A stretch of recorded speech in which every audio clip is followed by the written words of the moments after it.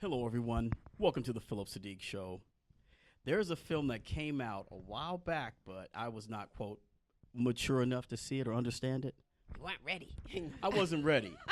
But I'm so happy I saw it recently, and for me, with, I guess, an uplift of consciousness, there's some things in there that just touched me deeply, and we talked about that, but you have to go see the film to understand exactly what I mean. But we have the director. She's here, Julie Dash. Okay. The writer, Please producer, see it. You don't director. have to be ready. Please see Right. it. Let me know what Daughters you think. of the Dust. How are you?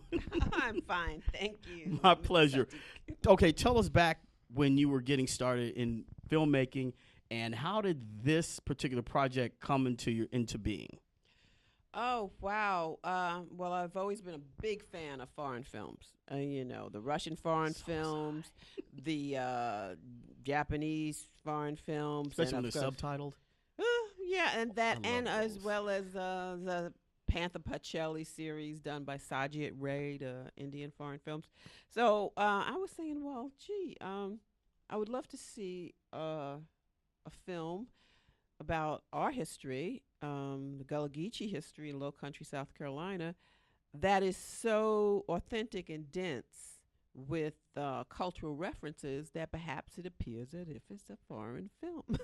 so, You did so that's that. what we did. Mhm. That's what we did. Yeah, you did that. And as you said, when you're older, what would you say that? Well, I was just saying, sometimes a lot of people, they could feel it, but they don't actually get it because it's not something that was written in a very Western, as a Western linear narrative film. I employ the use of what I call my griot structure, a West African way of telling a story, the way an African griot would tell the story. And sometimes you have to know what an African griot is, who or she is, before you can fully understand how I'm telling you this story. Okay, that's the narration. That is the structure of the Mhm. story of the Mhm. movie. Okay. It's told kind of in vignettes. Mhm. It doesn't have that this then that and this then that happening. You just see a little vignette here, you see a vignette there, she's vignette, and then hopefully by the end of the story, it all starts coming together. You have to pay attention. Yeah. You have to be interested too. Right. Mm. Interested, pay attention, and focus. Mhm. Because I tell you, it was just. Now, how did you get access to film where you filmed? We filmed on St. Helena Island, on Hunting Island, on in a very secluded place called Land's End on St. Helena Island that is restricted. Um, we just went down there. We didn't need permits, but we needed permission, certainly. hmm A lot of those places don't exist, no longer exist. That was 26 years ago. Wow. Yeah. Isn't that something? I mean, And I just have to add this Mhm. before we go any further.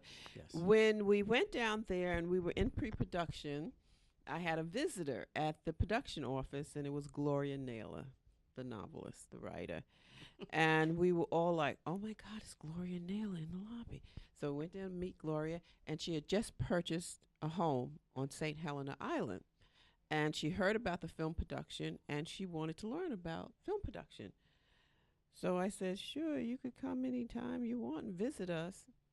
She came every single day. She was there at 5 in the morning until the time we wrapped each night, sundown, because we only work with natural light. And she was there the entire shoot. Now, I promised Gloria that I would not exploit her work on the production by saying, yeah, we got Gloria Naylor down here. Name drop. Right. So we did not do that. And she recently passed away. And a lot of the crew members, we've been talking about it, and we would like to share that with the world, that this lady was out there with us on the beach, in the woods, everywhere, and she worked her butt off. No pay. She didn't want pay. She didn't want anything. She just wanted the experience, and she was there for us, and we miss her dearly. And do you find that today that some people, quote, who can help are either afraid to help or they don't, quote, want to get their hands dirty as she did? I think, I don't know. I just know it was a very bold and brave move by her to to just walk into our production office and say, can I just come, shadow you? Could I look over your shoulder? And she didn't just shadow me as a director. She shadowed other crew members. She shadowed the sound person, the sound woman, the camera department, costumes, hair, everyone. She just, made her way throughout the crew and just, picking up and learning as much as she could. And she was on her own personal journey, and she helped us out too. She was there, Yeah. See, that's what I appreciate. Like you said, she helped you out. Yes, she did. Yeah. We needed all hands on deck, and she was there the entire shoot. Now that's And that's what most people don't know, and they need to know that Gloria Naylor was there, and she had already written Mama Day. That was already out there. So it was wow. Yeah. Now, how did you, being this was your production, did you get nervous because she wanted to come and shadow you? And well, yeah, I was nervous at first, but after we got out there and the bugs were biting and in the heat and sliding on the sand, I forgot about that and just focused on what I was trying to do, the shots I was trying to get and trying to make my day. But yes, certainly when she walked into the office, I was like, "Whoo, this is Gloria Naylor." Now the name Daughters of the Dust, where did that come from? Yes. Okay, Daughters of the Dust. I sat back and I said, well, what will resonate with African American audiences most? And so I said, let me look in the Bible. And it was like, couldn't find anything. Then I was at UCLA when I was still writing it, and I saw the Paul Robeson film, and he with the preacher, and in the silent film, and he was saying African Americans love Ezekiel, the section in the Bible, Ezekiel. So I said, let me go check out Ezekiel in the Bible. So I looked, and it began, "O ye sons of the dust," and I said, Daughters of the Dust. So it comes from Ezekiel in the Bible. I just made it into Daughters. Yeah. That has resonance. Dry bones. The dry bones section of the Bible black folks love. Yes. And you also had Islamic influences because it was the third or fourth scene. You hear the call to prayer. Why was that important for you to put that in? It was very important for me to include the call to prayer and the Islamic sections of the religion in a history of the Sea Islands and a narrative about the Sea Islands because Bilal Muhammad was there. The character of Bilal Muhammad was he wasn't there in 1902 at the time that this film was set. He was there earlier than that. And there is he had 5 daughters, and those 5 daughters remained, faithful to the faith and still practice the religion. And we never really see that in films coming out of Hollywood. Right. I don't know, is it because they don't care or they don't know or they didn't do primary resources? They didn't check primary resources for their research, but it's just not there at all. And like I said, we were trying to do something that was authentic to our culture and to our community and to our history. And so, we were going to have the call to prayer to there and discuss the various religions that comprise who we are, who we became. Right. I enjoyed that. And you also had, I think he was praying, and I don't know if he had a Quran, but you could see the Arabic writing, which is the reading from the to the right to the left. You can see that in there.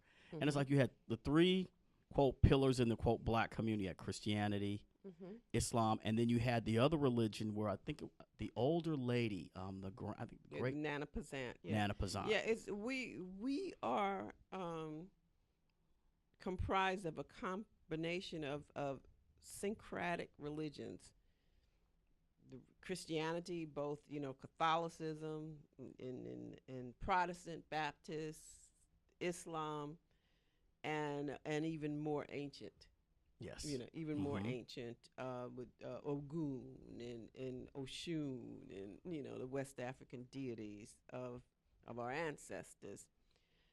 It was important to me to include all of that in this particular story because once again, we were doing something that was specifically authentic to our history and culture.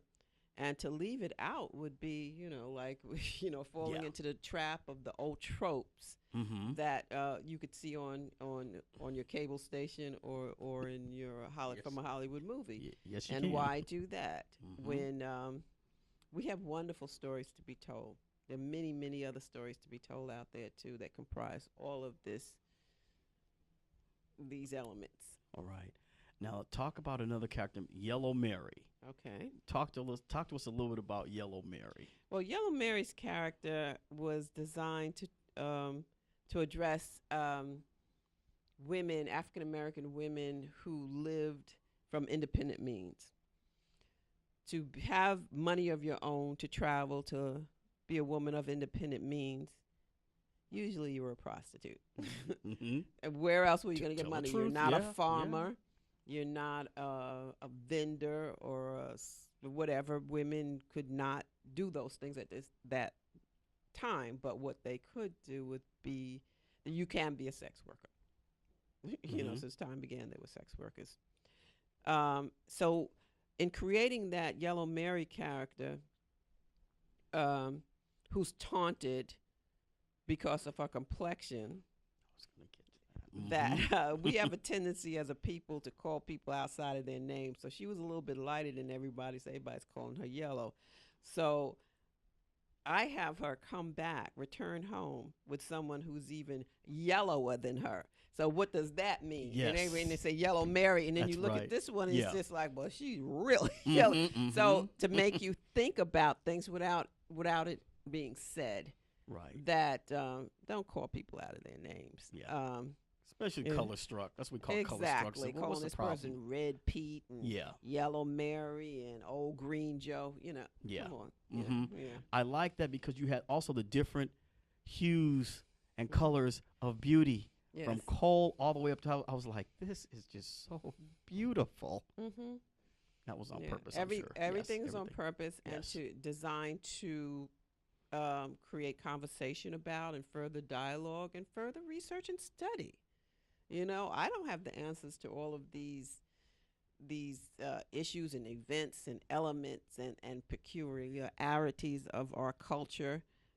But I want to suggest take a look at some of these things as they are, a part of the story and come to your own conclusions and go beyond with it. I want to see more about Islam, how it traveled throughout the South. I want to see more about the whole color caste system. I want to see more about how we named our children post-slavery, calling them my own. I own her. Wednesday, Tuesday. Jack mine, Pete and Repeat because they are twins. I mean, they were actually people called Pete and Repeat. So I want to see more, but I just included it. It's a lot. It's multi-layered. Yeah, I'll be definitely, as I said, watching it again. But I think, what was her the grandmother? Nana Pazan. Yeah, Nana Pazan. She said 3 things that struck me. You respect your elders, your family, and your ancestors. Tell us about that. What does that mean to you? Because I was like, I had to stop the film. Okay, I'm not curious. I was like, oh my. And I'm thinking, to me, okay, who have I disrespected out of those things that she named? Yeah, without your ancestors, you wouldn't be here. Give them respect. It's not ancestor worship. It's ancestor fellowship. All you have to do is acknowledge them, those who carried us over, those sturdy bridges who carried us over to where we are today. These are the people. Those are the people who, I say also in the dot, they chose to survive during a period of enslavement. They chose to survive so that you could be here. Can you say that one more time? 'Cause I'm sure that is just a mouthful if you have to ponder They Yeah. chose to survive. Exactly. They could have just died and just didn't, wasted away or just killed themselves. I mean, they were living in misery for many, many years. They chose to survive and they chose to nurture their children. So, how about giving them some respect for that? I agree. Mhm. Speaking of nurturing children, there's one scene in there where oh gosh, can't recall the lady's name, but she's teaching the children and she's putting okra on them. Why did you choose? I hate okra. And I was like, oh my goodness. But that was, I guess, the way they taught. My father. No hate, No, but but okra's not mine. well, number one, okra is one of my favorites. I Oh, love boy. okra because We're having a good time. Don't worry, you guys. Julie Dash. Yeah, it's kind of a form of resistance. Oh, you hate okra because okra is so part of who I am. Mm-hmm. My father was a great cook. He was from that region, and so he always prepared these recipes that included okra, and we were always, as children, so happy when he would sit there. He would cut it by hand, each little piece, and he would save the little okra stubs so he could put it on our head. And we used to go lean forward so we could get our little okra unicorns or whatever. And I remember that as being, like the high point of my father cooking. That there would always be something that he would do that would be unusual, and that was one of the things. And so I just included it in the story that a great great grandmother is teaching her great great grandchildren words that she doesn't even know how she remembers them or where she first learned it, but she knows that it's fire, calling diffy and things like that. And it's about retention patterns, how we as a people pass things down over the years from our ancestors to present day by just scraps of memories that E. Franklin Frazier first talked about. So all we had was scraps of memories. But sometimes you need to go back and look at these scraps and kind of put them together. And it's just like, remember what your grandmother or grandfather once told you. These little things, because you may not understand it now, but you'll get it by and by. Right. We have the same thing. Similar in our family where we have, like, let's say the third nephew says he looks like great grandpa Pete. Mm-hmm. None of us have seen Grandpa Pete, but great grandma can pull a picture out and you're looking at him. Oh my goodness, he act just like Grandpa Pete. I call it genetic memory. I mean, that's what I call genetic memory. Yeah, muscle memory, Mm-hmm. DNA memory coming back. Yeah. I think it's there. So that's the story of the okra, and okra is just so black. Okay. Okay. All right. For me, I mean, we had to cut okra a little, but they never could get the slime off of it. Well, that's what I don't like. Well, you have to.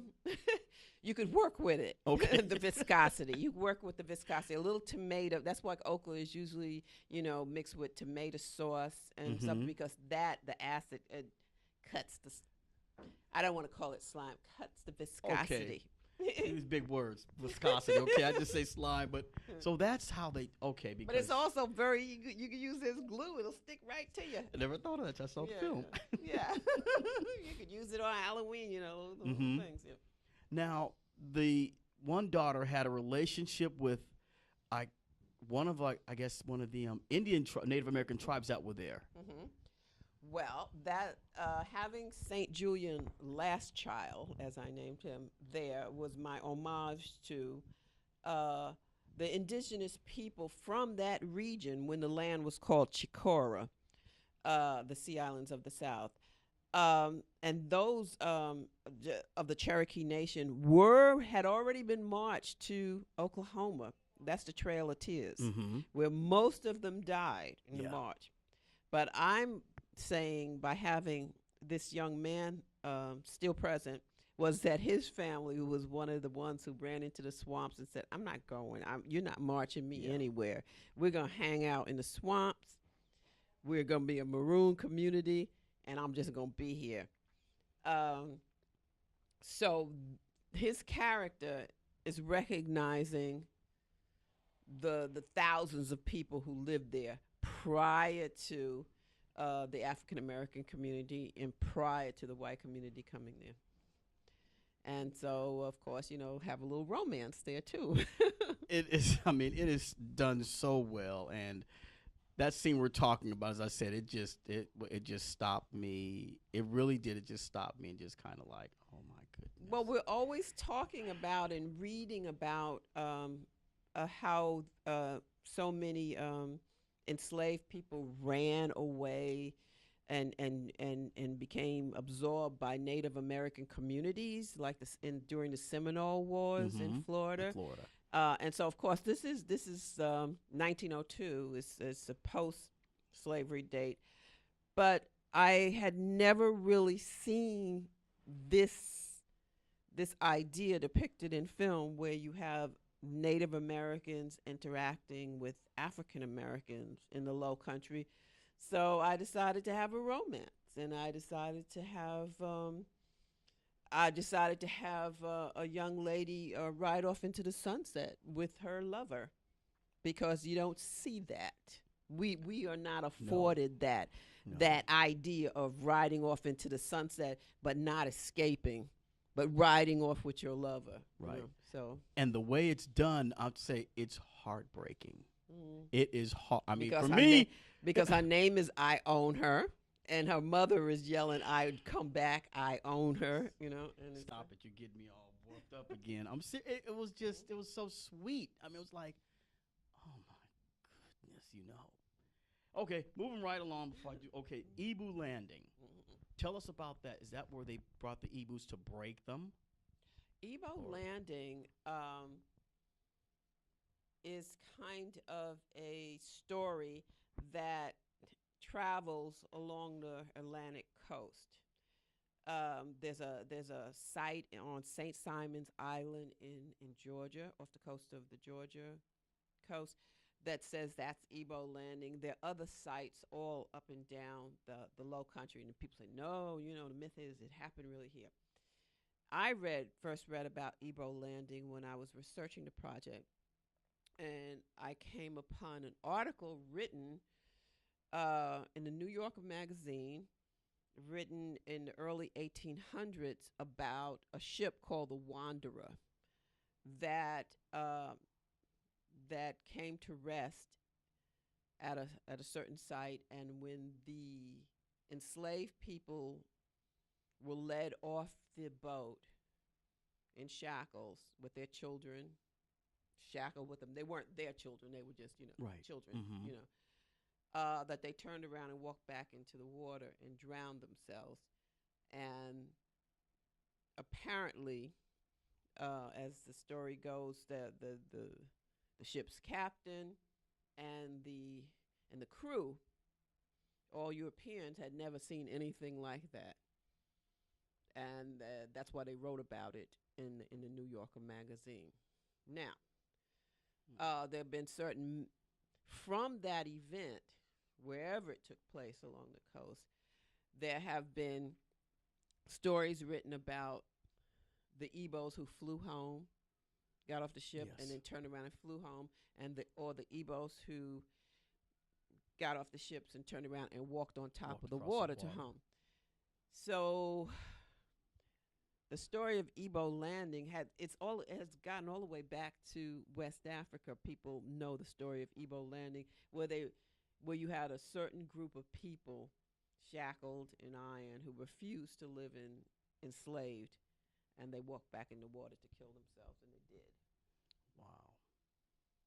And they said that they were Eboos. And because of that, because of this event, precisely because of this event, there was a book written called the Jamaican Planter's Guide that advised white planters not to purchase Eboos or anyone that they picked up along the Calabar River who might be an Eboo, because the Eboos were a bad investment because they refused to be enslaved and they would kill themselves.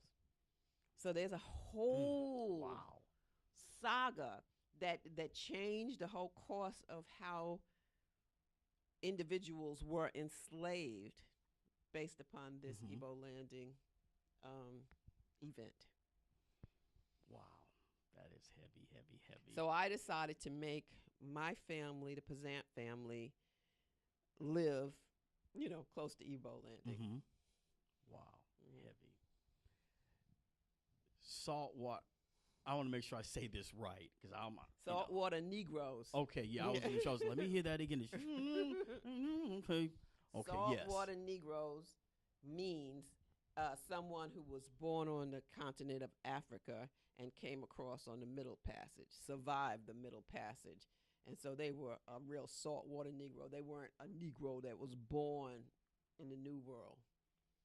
They made that crossing. And you had to be pretty tough to survive that 3-month crossing. For sure. So that made them definitely. a saltwater Negro. Tough. Yes. Yes. Now, having all the stuff going on with society today, the wild stuff, why would it be important for people to see this film? And what do you think is a lesson for them to take away from it? I think there are many lessons and ideas and events and historical events and kind of fictitious events that that you should take away from this film, and one of them being, as we already discussed, the respect. The whole thing of respect your parents, respect yourself, and respect your ancestors. The other thing is that the notion of growth and change, of younger folks leaving home, seeking their fortune elsewhere, is universal. And in that same connection, the great-great-grandmother Nana saying, okay, I can't make this trip with you. You're going forward. Take my hand. Take me where you go.